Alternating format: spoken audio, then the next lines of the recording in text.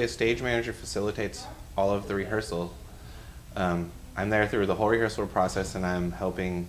I set all the props, and I learn what the director's idea of the show is, and what his or her inspiration is, and ideally, ultimately, what the broadest picture of the show is.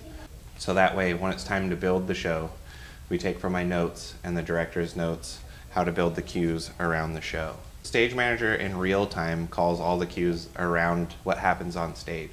So I basically orchestrate. If I'm not executing the cues in a larger theater, I might just call all the cues, but it's kind of exciting to be able to run something as well, so I get to run the sound there, which is going into the top of the show.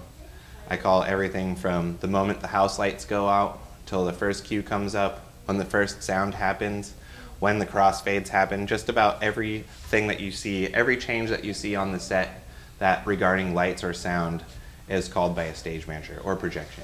The most important thing I do during the rehearsal process at all these rehearsals is learn what the show looks like and how the actors move about on stage, so that I can have, essentially I can anticipate what they're about to do, so no one's ever found unheard or in the dark.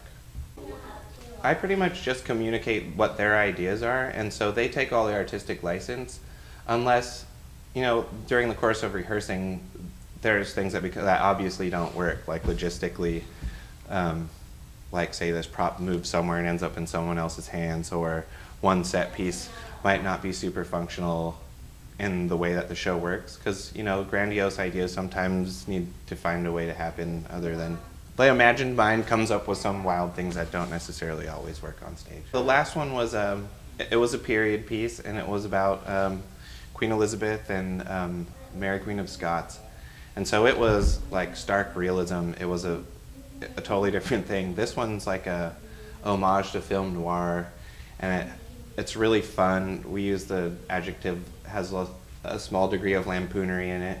It's kind of farcical, and it has a lot of really outrageous cues, colors, and big bump stops, and just it's really fun. The last one, not that it wasn't fun, was it was a real life historical story. So you can imagine there wasn't a lot of fancy colors or wild cues in it.